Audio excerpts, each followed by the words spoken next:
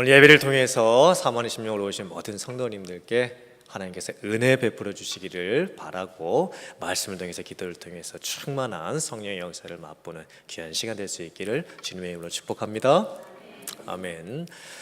오늘 이 시간에는 레디컬 제자도 세상 품기라는 제목으로 하나님 말씀 증거하도록 하겠습니다. 오늘이 레디컬 제자도 시리즈 설교의 마지막 시간입니다. 여러분들이 아쉬워하셔야 되는데 이렇게 레디컬 제자도 제가 지금까지 설교를 했는데 순서를 잘 기억하셔야 돼요. 첫 번째가 부르심이에요. 우리는 예수님을 믿는 순간 제자로 부름을 이미 받은 거예요. 두 번째, 본받아가요. 예수님을 닮아가는 거예요. 그러면 우리가 어떻게 돼가요? 성숙해 가가요. 예수님의 그 장성한 분량까지 저희가 이제 자라갈 수 있는 거예요. 성숙해지면은 뭘 할 수 있어요? 맡겨요. 위탁이 되는 거예요. 전적 위탁을 할 수 있는 거예요. 내 생명도 시간도 물질도 재능도 내 모든 소유가 주님의 것인 거죠. 주님이 계신 거예요. 주님이 다 맡아주세요. 내가 걱정할 게 아니에요. 물론 힘들고 어려울 때도 있지만. 그리고 이제 내 것이 아니니 이것을 가지고 내가 뭘 해야 될까? 내 생명, 내 시간, 물질, 내 재능, 내가 가지고 있는 모든 것들 갖고 이제 뭘 해요? 섬겨요. 주변의 사람을 섬기는 거예요. 낮은 자리에서 겸손하게 종으로서 노예처럼 섬겨요. 그냥 밥 한 번 대접해 드리거나 집 한 번 오픈해서 손님 초청하거나 내가 누굴 좀 도와줄까? 내가 섬길 대상을 내가 선택해서 섬기는 게 아니라 주님께서 내 주변에 붙여주시는 모든 사람들을 정말 이분을 도우라고 하시는구나 라고 하는 그런 마음을 갖고 이제 섬기는 거예요.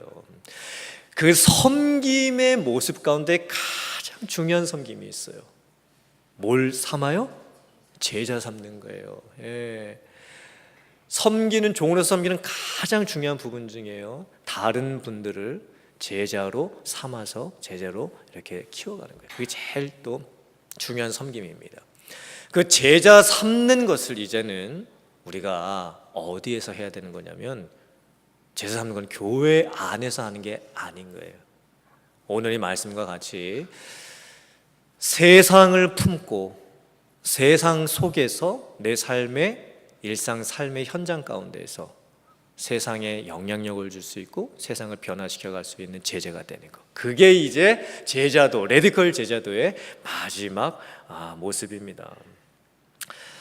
제자 훈련 목회를 하다가 보면 어떤 분들이 가끔 이렇게 질문하실 때가 있어요. 목사님, 결국 제자 훈련 시키는 게 교회에서 좀 일할 수 있는 사람들 그렇게 좀 세우려고 하시는 거 아닙니까? 교회 일꾼 만들어내시려고, 나중에 일 많이 그냥 시키시려고 제자 훈련 시키시는 거 아닙니까?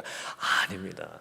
제자 훈련의 최종적인 궁극적인 목적은 물론 교회도 섬기겠죠. 그러나 나의 삶 속에서 내가 정말 레디컬한 제자도의 그 순서 그 모습을 가지고 살아가면서 내 삶의 현장에서 어떻게 예수님을 믿는 제자로서의 모습을 드러내면서 살아갈 수 있을지, 그게 가장 최종적인 마지막 목적이 돼야 되는 거예요. 저는 그것을 목적으로 지금 목회를 하고 있습니다. 제가 가지고 있는 제자 훈련 그 목회 철학 세 가지가 있죠. 첫째가 한 사람 철학, 한 영혼 한 영혼을 귀하게 여긴다. 두 번째는 제자 훈련이에요. 훈련을 통해서 성도님들을 성숙하게 이제 변화시켜 가는 것. 그 다음에 세 번째가 뭐였냐면, 교회를 섬기고 세상에 영향력을 주는 교회로 만들어가는 거예요. 그게 제가 하고 싶은 목회 철학이에요. 하나님이 우리 교회에 주신 우리 교회의 비전도 예수의 온전한 제자가 되어 하나님의 나라를 이루는 성령의 공동체잖아요. 하나님의 나라가 교회 안에서만이 아니라 이 세상 가운데 이루어질 수 있도록 우리가 그런 제자의 모습을 내 삶 가운데서 이제 살아갈 수 있어야 되는 거죠. 근데 가만히 보면 이게 또 레디컬한 부분이에요. 어쩌면 이 가장 마지막 부분이, 이 세상 품는 이 부분이 가장 레디컬한 부분이 될 수 있어요. 우리가 우리의 신앙생활하는 모습을 가만히 살펴보면 우리가 박제된 그리스도인처럼 신앙생활하는 경우가 참 많아요. 박제가 뭐죠? 박제? 박쥐가 아니고 박제. 살아있는 동물 죽여가지고 잡아가지고 썩지 않도록 약물처리나 방부제 처리 이렇게 다 해가지고 뭐 벽에 걸어놓든지 아니면은 전시관에 이렇게 모형으로 놓든지 하는 게 박제입니다. 큰 뿌리 이렇게 멋있게 나 있는 그 숫사슴, 그 박제된 모습을 보면 참 멋있죠. 얼마나 박제를 진짜처럼 만들어 놨는지 보면 살아있는 것 같은 그런 착각이 들 정도입니다. 그런데 박제된 동물은 움직이지 않습니다. 심지어 벽에 걸려있는 그 박제된 동물 모습을 보면요, 섬뜩하기도 합니다. 왜냐면 몸뚱아리는 온데간데 없고 이 머리 부분만 남아가지고 벽에 딱 걸려있는 모습을 보면요, 좀 섬뜩한 그런 느낌이 들기도 하는 거예요. 불쌍하기도 하고. 살아있는 동물은 자연을 무대로 살아가지만 박제된 동물은 움직이지 않는 벽에 딱 고정된 채로 그냥 걸려 있는 거예요. 근데 우리들의 신앙생활이, 믿음의 생활이 이렇게 박제된 것처럼 되어 갈 때가 있어요. 예배를 드리는 것도 형식과 습관에 따라서 드릴 때도 많고, 또 봉사도 책임감 속에서 하게 될 때도 있고, 그러니까 내가 해야 될 역할이 교회에 왔을 때 짜여져 있어요. 어딘가 내가 들어가야 될 부분이 딱 정해져 있는 거예요. 그래서 내가 마치 박제된 것처럼 거기에 싹 들어가고 싹 들어가고 싹 들어가가지고 거기서 뭔가 이렇게 쫙 나타내야 되는, 뭔가를 해야 되는 그런 모습이 되어버릴 때가 참 많아요. 힘들죠, 그렇게 되니까. 교회 생활을 그렇게 힘들게 하니까 세상 속에서 세상을 품는 그리스도인으로 살아간다, 주님의 제자로 살아간다, 이게 힘이 붙이는 거예요. 어렵기도 하고. 세상에서 제자로서 살아가는 역동성을 잃어버린 나의 모습이 혹시나 없을까. 교회 안에서만 믿는 사람처럼 되어버리고, 교회 안에서의 모습과 교회 바깥에서의 모습, 그런 다른 모습이 내 안에 있어서 이런 모습을 아마 다른 성도님이 알면 아마 깜짝 놀랄지도 모르겠다, 아마 그런 부끄러울 정도의 모습이 혹시 우리 안에 있을 수도 있습니다. 교회도 마찬가지인 것 같아요. 교회가 사실 여러분이 이제 큰 교회 선호들을 많이 하고, 교회에 가서 옆에 솔직히 아는 분들도 아니잖아요. 뭐 누가 내 옆에 앉아 계신지도 몰라요. 큰 교회 가면 그런 차로 그냥 앉아서 예배를 드리고 그냥 이 세상에서 잘 되고 형통하는 것들만을 이렇게 설교 드리면서 살아가는, 어떻게 보면 그게 좀 모든 큰 교회가 그런 것은 아니겠지만 그렇게 되어버리는 교회들도 많이 있는 것 같습니다. 교회 안에 얼마나 많은 사람들이 오냐 이런 거에만 관심이 있지, 정말 우리가 살고 있는 이 세상에 예수 그리스도의 이름을 한 번도 들어보지 못한 사람들이 수십억이 있다라는, 그 사람들의 아픔과 눈물과 그 울부짖음을 우리가 외면하는 경우가 얼마나 많은지 몰라요. 레디컬한 제자들은요, 물론 교회 안에도 많이 섬겨야 될 부분이 있겠죠. 그런데 정말 자기가 있어야 될 곳이 어딘지를 압니다. 그건 세상인 거예요. 세상의 현장인 거예요. 내 삶의 일상적인 삶의 영역인 거예요. 거기에서 내가 어떻게 주님의 제자로 살아가야 될까, 그걸 이제 고민해야 되는 거예요. 오늘 말씀의 베드로 전서입니다. 베드로가 누구죠? 예수님의 제자 중에서도 수제자예요. 근데 베드로가 예수님부터 직접 제자 훈련을 받았음에도 불구하고, 또 예수님이 어떻게 제자 훈련을 하셨는지를 다 봤음에도 불구하고 본인은 정작 베드로 전서와 베드로 후서를 쓰면서 이 제자라는 단어를 한 번도 언급을 안 해요. 참 신기하죠. 그럼 베드로가 이 제자도를 다 잊어버린 걸까? 그렇지 않습니다. 오늘 베드로전서 말씀을 잘 살펴보니까 이 제자 훈련을 예수님부터 직접 받았던 이 베드로는요, 제자가 어떻게 살아야 되는가에 대한 관심이 다른 곳에 있었습니다. 그게 바로 세상이라는 거예요. 그리고 우리들의 정체성을 어떻게 표현하냐면 택하신 족속이다, 왕 같은 제사장이다, 거룩한 나라다, 하나님의 소유가 된 백성이다. 이렇게 우리들의 신앙 정체성을 말을 해요. 그리고 우리가 해야 될 일이 뭐냐? 우리를 어두운 데서 불러내신 하나님의 은혜를 깨닫고 다시 어두운 곳으로 들어가서 하나님의 아름다운 덕을 세상에 선포하기 위함이다. 그리고 베드로전서를 계속 읽어 나가잖아요. 그러면 2장 이후로부터 어떻게 우리들이 세상에서 구체적으로 살아야 되는 것을 아주 구체적으로 말씀을 합니다. 자세하게 강조하면서. 그래서 2장 뒤쪽에 보면 이방인들과 같이 살지 말아라. 육체의 정욕대로 끌려서 살지 말아라. 이렇게 말씀을 하고, 또 세상에 있는 왕과 총독들을 인정하고 존경하고 세상에 있는 모든 제도들 잘 따라야 된다. 즉 세금도 잘 내야 되고 법도 잘 지켜야 된다. 이렇게 말씀을 또 합니다. 또 돈을 받고 고용된 사환들, 종들 같은 경우에는 이제 상전을 섬길 때에 그 주인이 선하고 좋은 상전이든 아니면은 너무 까다롭고 너무 엄하게 하고 그 마음을 맞춰드리기가 너무 힘든 상전임에도 불구하고 순종해야 한다. 이렇게 또 말씀을 합니다. 그리고 3장에 가면은 아내들에게 남편에게 순종해라 말씀하고 남편들은 아내를 사랑해야 된다 말씀하고, 또 4장에 가면 청지기처럼 봉사해야 된다. 5장에 가면은 대적마귀가 우는 사자처럼 삼킬 자를 두루 찾고 있는 상황 속에서 믿음으로 깨어서 세상을 대적해야 된다. 이렇게 말씀하고 있어요. 그러니까 지금 베드로 사도의 관심은 어디가 있는 거예요? 우리가 믿는 제자가 되어서 이 세상에서 어떻게 살아야 되는지에 대해서 강조하면서 말씀을 계속 하고 있는 거예요. 세상에 보냄을 받은 제자들, 세상의 현장에서 제자들이 어떻게 살아야 되는지, 제자들이 세상을 어떻게 품고 살아야 되는지, 이것이 베드로 사도가 강조했던 제자의 삶의 궁극적인 모습이었던 거예요.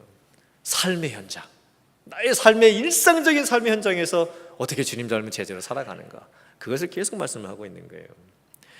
베드로가 우리를 가리켜서 아주 중요한 신앙의 정체성을 말씀했어요. 우리는 누구다? 왕 같은 제사장이다. 왕은 뭐 하는 역할입니까? 다스리는 거예요. 그럼 제사장은 뭐 하는 역할입니까? 죄를 중재하는 역할인 거예요. 제사장이 해야 될 두 가지 중요한 역할이 있었어요. 먼저는 이스라엘 백성들 안에서 인간 제사장이 세워졌을 때 한편으로는 하나님께서 백성들에게 주시는 것을 제사장을 통해서 선포해요. 그게 하나님의 은혜였고 축복이었고 명령이었습니다. 그 다음에 제사장은 사람 편에서 하나님에게 나아갈 때에 제사장이 중간 역할을 하면서 속죄의 제사를 예배를 드리게 되고, 그 다음에 중보기도를 드리게 되면서 이 사람 편에서 하나님을 예배하는 모습, 사람 편에서 하나님께 기도하는 모습, 또 사람 편에서 하나님께 가까이 나아갈 때에 어떻게 나아가야 되는지 그 중간 역할들을 해줬던 거예요. 그러니까 왕 같은 제사장이 된다라고 하는 것은 하나님께서 이스라엘 백성들을 선택하실 때부터 주셨던 사명이었습니다. 왜 하나님께서 이 구원의 역사를 이뤄 가실 때에 이스라엘이라고 하는 이 나라를 선택하셨을까요? 왜 예수님께서는 이스라엘 나라에서 유대인으로 태어나셔서 유대 땅에서 십자가에서 죽으셨을까요? 여기에 이 제사장, 영적 제사장이라고 하는 하나님의 구원 역사에 그 계획이 담겨져 있었습니다. 출애굽기 19장 5절 6절의 말씀입니다. 세계가 다 내게 속하였나니 너희가 내 말을 잘 듣고 내 언약을 지키면 너희는 모든 민족 중에서 내 소유가 되겠고 너희가 내게 대하여 이제 어떻게 된다?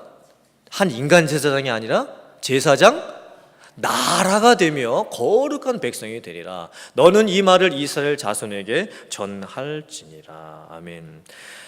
하나님께서 이 세상 많은 민족과 나라들을 구원하시기 위해서 이 이스라엘이라고 하는 나라를 대제사장의 역할을 하는 나라로 삼으신 거예요. 그리고 이스라엘 백성들이 제사장의 그 역할을 감당을 하면서 본인들에게 주셨던 구약으로부터 흘러왔던 그 복음을 이제는 이 세상 가운데 흘려보내고 선포하고 알려야 되는 그런 책임을 부여받았다는 거예요. 근데 이제 이 사명이 저와 여러분들에게 주어져 있다라는 거예요. 여러분들이 왕같은 제사장 분들이시고 우리 교회가 그런 왕같은 제사장의 역할들을 감당해야 되는 교회가 되어가지고 이 세상 가운데에 정말 하나님께서 이루시길 원하시는 그 구원을 선포해야 되는 그런 사명이 우리에게 있다고 말씀을 하고 계시는 거예요. 저희들이 신앙생활을 하면서 복음의 메시지와 복음이 지향하는 메시지를 저희들이 잘 구분할 줄 알아야 돼요. 복음의 메시지가 뭐예요? 여러분들이 교회에 오셔가지고 가장 많이 듣는 복음의 메시지가 뭡니까? 성경에 기록되어 있는 가장 중요한 복음의 메시지, 하나님이 나를 사랑하신다라는 거예요. 하나님이 나를 너무너무 사랑하신다라는 거예요. 그래서 예수 그리스도를 세상에 보내주셨고 그 예수 그리스도께서 십자가에서 죽으심으로 말미암아 내 모든 죄를 용서해 주시다. 하나님이 나를 너무너무 사랑하신다. 이게 복음의 핵심이에요. 그런데 저희가 거기에만 머물러 있으면 안 돼요. 복음이 지향하는 메시지를 저희가 또 볼 수 있어야 됩니다. 복음이 지향, 목적, 최종적으로 바라고 있는 그 메시지는 뭐냐? 하나님은 나를 사랑하셔서 이제 나를 통해서 세상의 하나님을 널리 알리시길 원하시는 거예요. 복음의 메시지에는 아직 내가 있어요. 내 자신, 나를 사랑하신 거죠. 그리고 우리가 은혜 받고 뭐 간증하고 할 때는 하나님이 내게 베푸신 은혜에 대해서 간증하죠. 그런데 더 중요한 게 있어요. 복음이 지향하는 메시지는 뭐냐면요, 하나님이 이제 나를 통해서 이 세상에 하나님을 나타내기를 원하시는 거예요. 나를 통해서 이 세상에 하나님을 드러내기를 원하고 계신다는 거예요. 우리가 여기까지 가야 돼요. 이게 레디컬한 제자의 삶인 거예요. 교회의 모습이고 목회도 마찬가지입니다. 목회의 메시지와 목회가 지향하는 메시지를 어쩌면 저 같은 목사님들이 잘 구분할 줄 알아야 되겠죠. 목회의 메시지, 여러분, 목회의 이 가장 중요한, 목사님들이 보편적으로 바라고 원하시는 게 뭐 어떻게 되는 겁니까? 교회가 부흥하는 거겠죠. 부흥하는 거. 하지만 그 부흥이라는 개념이, 양적인 개념이 치우쳐질 때가 참 많이 있습니다. 목회가 지향해야 되는 메시지가 있어요. 생명을 걸고 제가 제자 훈련해야 되는 이유가 있고 여러분들이 제자가 되셔야 되는 이유가 있어요. 그게 뭐냐면 우리 교회가 이 지역 사회와 이 세상에 영향력을 끼치는 교회까지 나아가는 거예요. 우리 교회 성도님들이 한 분이든 두 분이든 뭐 100분이든 1000분이든 10,000명이든 우리 교회가 이 가디나 블러바드 위에 존재하면서 세상이 우리 교회를 보면서 무슨 영향력을 받는 모습들이 하나라도 있는가? 박제된 교회도 있을 수 있습니다. 박제된 교회는요, 그냥 건물로 존재하는 교회인 거예요. 그냥 그 자리에 건물로서 가만히 있는 교회예요. 이건 박제된 교회예요. 그런데 저와 여러분들은 제자로 부름을 받았고 제자로 세상에 보냄을 또 받았어요. 그래서 세상으로부터 부름받은 하나님의 백성이면서 세상에 보냄을 받은 그리스도의 제자들이 되어가지고 박제된 교회 건물처럼 그 자리에 움직이지도 않고 가만히 있는 그런 모습이 아니라 저 여러분들이 이제 세상에 가는 거지요. 가정에 가고 일터에 가고 비즈니스에 가고 믿지 않는 분들도 만나고 주변에 있는 많은 일들을 세상에서 우리들이 감당을 하면서 영향력을 주는 거예요. 영향력을. 그러면서 나를 통해서, 교회를 통해서 세상이 바뀌어져 가는, 변화해 가는, 하나님의 나라가 이루어져 가는 그 모습을 찾게 되는 것. 그게 저와 여러분들이 궁극적으로 바라보면서 기도해야 되고 또 제자로서 되어야 될 부분입니다. 우리는요, 제사장. 그 제사장이 뭘 하는 거냐? 이사야서 61장 6절의 말씀이 또 이렇게 말씀합니다. 오직 너희는, 그러니까 하나님의 택함을 받은 모든 하나님의 백성들은 여호와의 제사장이라 일컬음을 받을 것이라. 사람들이 너희를 우리 하나님의 봉사자라 할 것이며 너희가 이방 나라들의 재물을 먹을 것이며 그들의 영광을 얻어 자랑할 것이니라. 아멘. 여기 보면 제사장의 역할을 확장시키고 있지요. 그냥 구약에 나오는 그 율법에 따라서 세워지는 인간 제사장이 아니라 믿는 모든 하나님의 백성들이 제사장이라는 거예요. 그리고 제사장을 봉사자라고 부릅니다. 봉사자. 이 제사장이라는 히브리어 단어가 코헨이라고 하는 단어인데요. 이게 뭐 이렇게 세운다, 정착시켜준다, 중간 역할을 감당한다. 그러는 동사 쿤에서 파생된 거예요. 그러니까 제사장은요, 뭐 하는 사람이냐면요, 서 있는 사람, 중간에 서 있는 사람. 그래서 봉사하며 섬기는 사람들, 이게 바로 제사장인 것입니다. 우리가 바로 세상에서 해야 될 역할이 바로 이것이라고 말씀을 하는 거예요.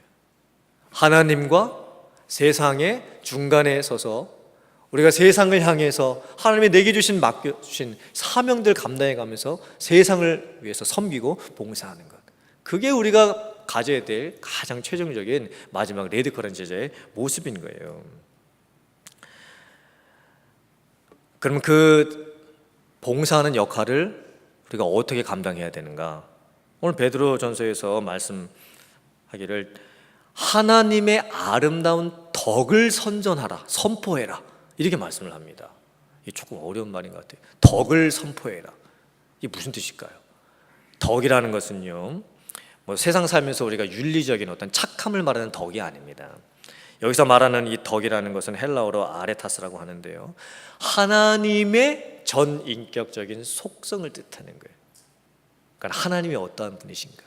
하나님이 은혜로우신 분이시고 사랑이 충만하시고 또 긍휼이 많으시고 공의로 다스리신 어떤 하나님의 하나님 되심, 그거를 내가 나의 그릇에 담아가지고 세상에 선포해야 하는 것, 그게 바로 저와 여러분들이 해야 될 사명이라고 말씀을 하는 거예요. 이런 모습으로 우리가 세상에 가서 하나님이 누구신지를 내 인격과 내 삶에 담아가지고 선포해 줄 때에 세상이 바뀐다는 거죠. 그래서 저희가 제사장으로서 가져야 될 그 모습 중에 중요한 모습이 뭐냐면 거룩함과 구별됨이에요. 이 두 가지를 저희가 갖추고 있어야 됩니다. 세상으로부터 부름받았다라고 하는 거룩함과 세상에 보냄을 받았다라고 하는 이 구별됨이 있어야 되는 거예요. 뭔가 달라야 되는 거예요. 믿지 않는 사람들이 저와 여러분들을 봤을 때 저분은 정말 뭔가 다르다라고 하는 게 느껴져야 되는 거예요. 교회도 마찬가지고요. 제가 가끔씩 1.5세나 2세 우리의 자녀들이 이런 말을 할 때에, 또 부모님으로부터 우리 애들이 그런 말을 한다고 이렇게 전해 들을 때 참 마음이 안타까워요. 지난주에도 이제 어떤 권사님하고 얘기를 나누면서 우리 자녀들이 1.5세, 2세 자녀들이 가끔씩 이런 얘기를 해요. 크리스찬들은 다 히포크라시, 다 위선적이라고, 말과 행동이 다 다르고 자기들밖에 모르고 세상에 온 관심도 하나도 없고 정의도 없는 사람들이라고, 그렇게 우리의 1.5세, 2세들이 이야기를 하는 것을 들을 때 정말 마음이 너무 안타깝고 아파요.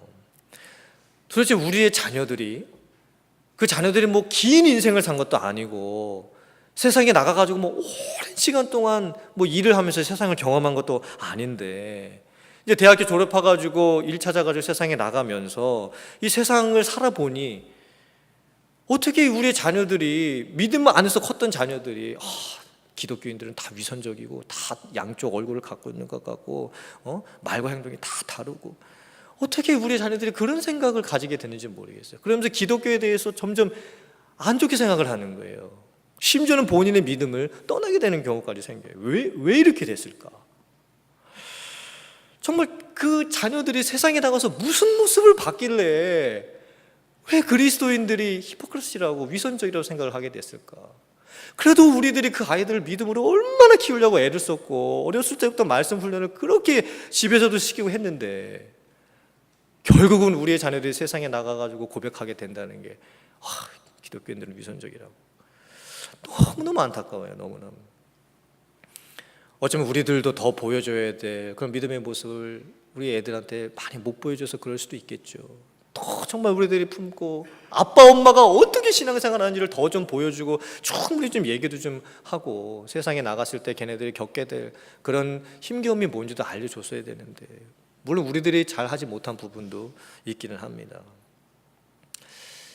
제자가 정말 있어야 될 곳은요, 무대가 교회가 아닌 거예요. 우리의 무대는요, 세상이 돼야 되는 거예요. 내 가정생활, 직장생활, 비즈니스, 세상 속에서 믿지 않는 사람들과 어울리면서 살아가면서 이 세상에 정말 내가 영향력을 주고 누군가가 나 때문에 영향력을 받고 있는 그런 삶을 내가 지금 살아가고 있는가? 저희가 정말 그런 제자의 삶을 살아갔으면 좋겠습니다. 예수님께서 제자 훈련 3년 시키시고 나서 이제 십자가에서 죽으실 것을 이제 얼마 앞두고서 제자를 위해서 기도하셨던 내용이 있어요. 하나님께 제자들이 이런 제자가 됐으면 좋겠다라고 마지막으로 기도하셨던 내용이 있어요. 그게 요한복음 17장 16절부터 19절의 말씀이에요. 이 예수님의 마음이 담겨 있어요. 우리들이 어떤 제자가 되기를 원하는지.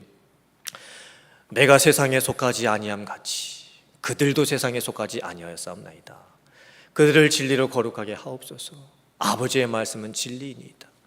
아버지께서 나를 세상에 보내신 것 같이, 저희들의 정체성을 잘 보세요. 주님이 우리들을 어떻게 하신다고요? 나도 그들을 세상에 보내었고 또 그들을 위하여 내가 나를 거룩하게 하오니 이는 그들도 진리로 거룩함을 얻게 하려 함이니이다. 예수님께서 제자 훈련을 3년 시키고 나서 제자들에게 원하셨던 것은 다른 게 아니었어요. 하나님이 나를 세상에 보내셨던 것처럼 나도 너희를 세상에 보내기를 원한다. 그러나 너희들은 세상에 속한 사람들이 아니고 내가 거룩한 것처럼 너희들도 이 세상 속에서 거룩한 모습을 나타내면 좋겠다. 이게 제자들에게 주셨던 마지막 기도였습니다. 기도. 하나님께 했던 기도였던 거예요. 우리들이 그렇게 살아야 됩니다. 이제 이 세상 삶의 현장에서 그렇게 살아야 되는 거예요. 거룩하다는 게 교회 안에서 뭐 이렇게 점잖은 자세로 옷 매무서 이렇게 가다듬고 이렇게 앉아 있는 그런 게 거룩한 게 아니겠죠. 구별된 거예요. 세상 현장 가운데서 뭔가 달라 보이는 모습이 있는 거, 그게 바로 거룩함이라는 것입니다. 구별됨인 것이에요. 우리들은 이제 두 왕국 사회에서 살아가게 되죠. 하나는 세상 왕국이고 하나는 하나님 나라 왕국이에요. 우리가 이 두 사이에 지금 끼어 있어요. 그 낀 상태에서 거기에서 제사장 역할을 해야 되는 거예요. 우리들은 한편으로 세상 왕국에서 돈도 벌어야 돼요. 정말 치열하게 돈 벌어야 돼요. 그리고 자녀들도 키워야 되고 복잡하고 정신없이 열심히 일해야 되고 인간관계 믿지 않는 분들, 힘든 분들하고 다 섞여서 해야 돼요. 그러면서 그 삶의 현장 가운데에서 하나님 나라에 속해 있는 사람으로서, 제자로서 거룩한 뭔가 달라 보이는 모습을 보이면서 살아갈 수 있어야 되는 거예요. 이 세상은 비록 죄로 물들어 있고 지독한 세상이지만 세상 한가운데에서 거룩함을 지켜가며 나타낼 수 있는, 세상을 품으면서 세상에 영향력을 주고 세상을 바꿔갈 수 있는 제자로서 살아가는 것, 이런 제자가 되어야 될 줄 믿습니다. 사랑하는 성도님들, 그리스도인들이 거룩하게 산다는 것은 세상과 분리되어 가지고 교회 안에서 박제된 것처럼 이렇게 가만히 있는 게 아닙니다. 여러분들, 이제 우리가 세상에 가야 돼요. 더 세상으로 나가야 돼요. 교회 안에서만 경건의 모양만 갖고 있는 것이 아니라 세상 속에서 경건의 능력을 갖고 살아갈 수 있는 저와 여러분들이 되실 수 있기를 주님의 이름으로 축복합니다. 왕 같은 제사장의 역할. 그래서 이 세상을 품으며 살아갈 수 있는 진정한 레디컬한 제자가 되어야 될 줄 믿습니다. 이제 레디컬 제자도 시리즈 설교를 마치면서 성도님들 기억하시죠? 몸부림이에요. 몸부림이 있어야 돼요. 급진적이고 혁명적이고 뭔가 다르고 예전처럼 하지 않고 습관처럼 하지 않고 순응하지 않고 세상 따르지 아니하고 정말 내가 이렇게 살아서는 안 되겠다라고 하는 그런 마음을 갖고 몸부림을 치는 그런 모습이 여러분들이 있을 수 있기를 주님의 이름으로 축원합니다. 그리고 부르심, 본받음, 성숙함, 전적 위탁, 섬기는 종, 제자 삼기, 세상 품기, 여러분 이것을 꼭 기억을 하시고 주님의 진정한 제자가 되셔서 여러분의 삶의 현장 가운데서 제자도를 가지고 그 제자의 삶을 살고 그 향기를 나타낼 수 있는 여러분들 다 되실 수 있기를 주님의 이름으로 축원합니다. 아멘.